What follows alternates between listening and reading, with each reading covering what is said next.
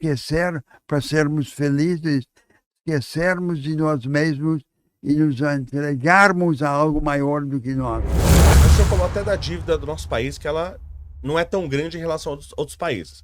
Por exemplo, a dos Estados Unidos é maior, mas a capacidade de pagamento deles dessa dívida é muito maior que a nossa. Né? Então a gente está num país, por exemplo, você falou, a taxa de juros está alta, tudo bem. Só que nós vamos ter, por exemplo, o maior IVA do mundo. Esse governo não se esforçou nem sequer para tirar esse estigma. Ó, vamos tentar roubar menos, para tentar pelo menos ter o segundo maior IVA do mundo. Não, a gente vai ter o maior IVA do mundo. Então você tem um povo achatado pela taxa de impostos, que ele tem que pagar um absurdo de impostos, uma inflação alta, onde o pobre ele não tem condição de se defender. Nada justifica o juro que nós temos no Brasil. Eu concordo. O nada justifica. É um conluio entre o Estado e os plutocratas brasileiros à custa dos emergentes, dos pequenos empreendedores.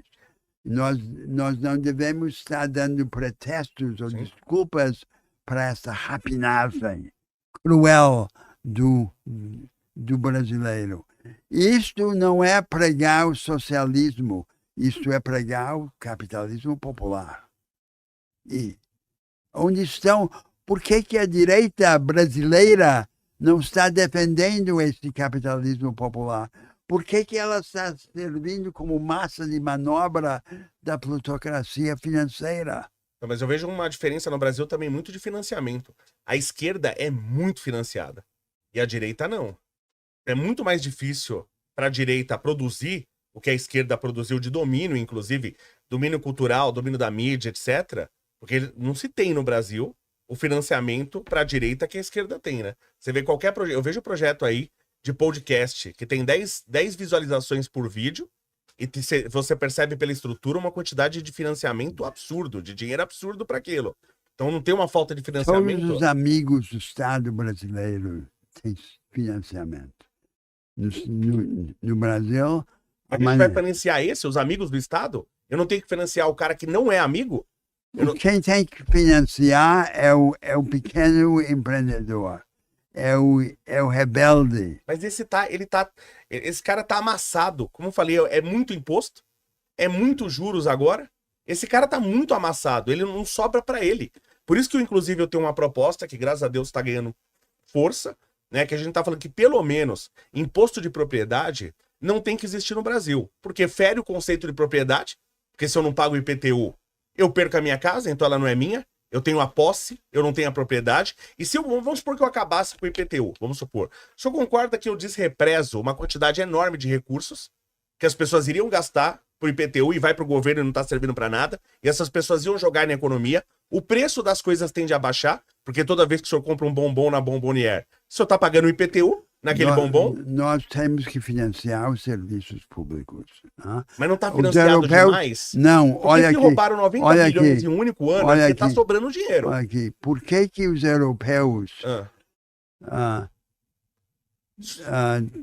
têm pelo menos 10% do PIB mais de receita fiscal do que os americanos? Porque houve um contrato social entre os governos europeus de direita e de esquerda e a população europeia. Nenhuma força de direita na Europa sequer tentou baixar o nível de impostos. E por quê? Porque a sociedade europeia toda aceita aquele contrato social. Mas, por exemplo, meus tios da Inglaterra, eles recebiam um médico e tratava deles com toda a competência do mundo em casa. Aqui você morre no SUS. Você não, então, eu falo, quando você tem um roubo, por exemplo, em um único ano, tá? Em um único ano, só no ano de 2023, só de uma instituição, que é o INSS, roubaram 90 bilhões. Ou seja, tá sobrando dinheiro nesse país. Criminosos. É imposto demais que você passou. O senhor não acha que a gente tá financiando demais para ter retorno de menos? É 5 meses, né, do brasileiro comum trabalhando. Claro, eu não vou defender. Para pagar o Estado. Não vou defender as fraudes na Previdência. Evidente que não. Mas eu acho que o capitalismo popular tem por contraparte o financiamento eficaz do Estado. Não é um Estado viciado em fraudes, evidentemente. Mas não pode haver capitalismo popular se o homem e a mulher, a família de classe média não consegue a ter o ensino público de qualidade, se não consegue ter a saúde pública de qualidade. São predicados, são premissas de uma vida de classe média. Mas como é que eu vou ter capitalismo popular tomando o capital das pessoas, do povo, né, via um imposto massacrante? Porque pro cara ter capitalismo, ele precisa ter algum capital. E eu tô tomando esse capital. O cara hoje ele tem que morar num cubículo, ter depressão, Não. porque se ele mora numa casinha maior, ele não consegue pagar o IPTU. Certo. Eu tô tirando todo Certo. o capital desse cara. E como é que vai ter capitalismo popular se eu tô tirando o capital justamente dos mais pobres? Não é, mas nós precisamos, ao mesmo tempo, permitir que o empreendedor se financie por um capital a juro módico e que o Estado tenha a capacidade de entregar a prestação social universal aos cidadãos. A vida de classe média depende das duas coisas. E eu não vou fazer propaganda contra o segundo fator para defender só o primeiro. Tem que ter os dois. Senão não tem vida de classe média. E é esse o nosso problema no Brasil. Você entende que é o que tem que ser estimulado, a classe média? Nós precisamos ter uma vida de classe média, não é só a classe média tradicional, é essa nova classe média que eu chamei da pequena burguesia subjetiva. É esse empreendedor que não é vidrado no emprego do Estado ou na cultura ocidental, mas na autoconstrução, no autoempoderamento. Isso sim. É que isso funcionou muito bem nos Estados Unidos, eu sou a favor disso, desse empoderamento da classe média, mas a filósofa lá do PT, por exemplo, disse mais de uma vez que odeia a classe média e o Lula aplaudiu, por exemplo, né? Então, Mas o que tem a ver com isso? Não, porque a gente tem loucuras. um governo... Tem a ver com loucuras. O que tem a ver com loucuras? A esquerda elegeu a pequena burguesia como inimiga no século XX. Então, E qual foi o resultado? O resultado foram os movimentos de Mussolini, de Hitler, empurraram a classe média para os braços do nazifascismo. Esse foi o resultado, foi a maior calamidade política do século XIX. Eu não tenho nada a ver com isso. Sim, mas eu estou pregando o capitalismo popular, estou pregando o Estado capaz de permitir aos indivíduos dominar os requisitos da sua autoconstrução, que são o ensino público universal, a saúde pública universal. Concordo, é que o senhor falou que algumas coisas que não são questão de direita e esquerda, mas se a gente quer, de alguma forma, fazer crescer a classe média, então isso não implica necessariamente, então, a, de certa forma, diminuir a esquerda? Porque se a esquerda é contra a classe média? Significa reinterpretar radicalmente o que é ser esquerda e o que é ser direita. O conceito dominante ainda convencional de esquerda e direita é direita é quem privilegia a liberdade contra o pano de fundo das instituições existentes.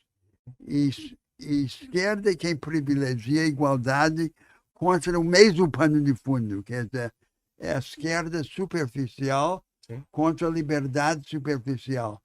Se o critério da superficialidade for a aceitação das instituições dominantes. E qual deve ser, em princípio, a base do contraste entre o conservador e o progressista? São dois critérios que eu proponho. O primeiro é a disposição para inovar nas instituições, nas estruturas, nas instituições econômicas, do mercado e nas instituições políticas da democracia. Não no sentido em que Marx imaginava transformação estrutural, a substituição de um sistema por outro, mas da única forma em que a mudança estrutural realmente ocorre na história, que é de forma fragmentária e gradativa. Esse é o primeiro critério. O progressista é aquele que se recusa a aceitar a estrutura existente como o horizonte de suas ações e esperanças. O segundo critério tem a ver com o objetivo. O conservador é aquele que diz: é natural que a vida humana seja pequena. E só uma elite de aventureiros, inovadores e disruptores está isenta do destino do apequenamento. A não ser nos momentos excepcionais, como as guerras, em que a maioria temporariamente fica liberta do destino do apequenamento e tem uma experiência heróica. O esquerdista é aquele que diz que nós todos, que não é natural que a vida seja pequena, que nós todos podemos ter uma vida maior, com maior intensidade, com maior âmbito, com maior alcance, desde que o tenhamos juntos e Mas não aí separadamente. O senhor, como teórico social, o senhor não acha que você bota uma pressão na sociedade com isso? Porque tem uma frase que eu gosto que fala que não há nada mais extraordinário do que um pai comum com a sua esposa comum, com os seus filhos comuns. Né? E a pessoa que vive uma vida comum, mas feliz, sem tanta pressão, Eu moro no mundo... é apequenamento não, isso? eu moro no mundo que foi transformado Ah, pelo cristianismo e pelo romantismo. perfeito. E a essência do ser humano, do ponto de vista do cristianismo e do romantismo, é a transcendência. Nós somos aparentemente pequenos e formados por esses mundos sociais e conceituais, mas nós só nos humanizamos ao nos divinizarmos. Nós somos o infinito preso dentro do finito. Nós nos tornamos mais humanos na medida em que nós divinizamos. Ao nos divinizarmos, nós nos humanizamos. Essa é a lição divina do cristianismo e do romantismo. E eu sou fiel a essa ideia. Não me parece normal que a vida humana seja pequena. E eu sou um rebelde contra o destino da pequenez. E eu quero que todos os meus concidadãos no Brasil e todos os meus semelhantes no mundo subam mais alto, uma vida mais alta e intensa. A vida é o sagrado, é o infinito, é o gosto do infinito que nós sentimos. Essa definição de pequenez que eu só queria entender melhor, né? Porque eu falei, eu conheço pessoas que viveram a vida toda, né? Uma vida de classe média, às vezes até classe média baixa, mas... Tem nada a ver com circunstâncias econômicas. Certo. Tem a ver com sonhos, com aspirações, com ambições. Nós todos devemos, antes de baixar ao túmulo, sermos sacudidos e termos uma experiência de vida intensa. Pô, mas só para ficar isso claro. Por exemplo, uma mulher, que o sonho de vida dela é ser mãe e criar bem os seus filhos. Sim. E fora dessa criação, e ela pode ter criado... Ninguém deve pronunciar um juízo sobre o que é grandeza. Boa, isso que eu queria chegar. Não é uma pressão social, já, você tem que ser um grande cientista. cientista. Tem a ver com pressão social, não tem nada a ver com ambições mundanas. Sim. Tem Porque isso existe muito no Japão, inclusive a taxa de suicídios é enorme lá por causa da pressão social. Sim. De você não ser uma pessoa, entre aspas, comum. E eu não vejo errado em ser uma pessoa comum. Eu particularmente, não vejo nada errado. Suicídios e depressão, Sim. sabe que na Segunda Guerra Mundial as taxas de depressão e suicídio em todos os países beligerantes caíram dramaticamente. Até na União Soviética, onde mais de 20 milhões de pessoas morreram. E por que caíram? Porque o ser humano precisa ser capaz de se esquecer, de se perder em algo maior do que ele. É isso que nós queremos. Esquecer para sermos felizes, esquecermos de nós mesmos e nos entregarmos a algo maior do que nós somos. Não é? Isso é uma maneira de lembrar quem de fato nós somos. Nós somos destinados a sermos grandes, todos nós. E o ser humano comum, a vida humana comum deve ser sacudida por um vendaval profético. Eu quero que todos os seres humanos participem da vocação profética. Grandeza para todos é o meu sonho. Legal. É que eu, particular, só um adendo, eu entendi, só para as pessoas entenderem, eu particularmente acredito que uma mãe que foi dona de casa e criou seus filhos para serem bons cidadãos, ela tem grandeza, né? Ela foi uma grande pessoa. Ninguém deve fazer esse julgamento por circunstâncias exteriores. Quem é inquieto, quem é rebelde, quem é profético, não é a aparência de uma vida corriqueira que tira isso de ninguém. Mas nós seres humanos, cada um de nós tem que ter essa inquietude, essa transcendência, esse desejo de superação. Sem o que nós não somos verdadeiramente humanos sem isso. Agora, eu concordo. Dentro de uma civilização democrática e social, o ordinário, o comum, o corriqueiro é também divino. Sim.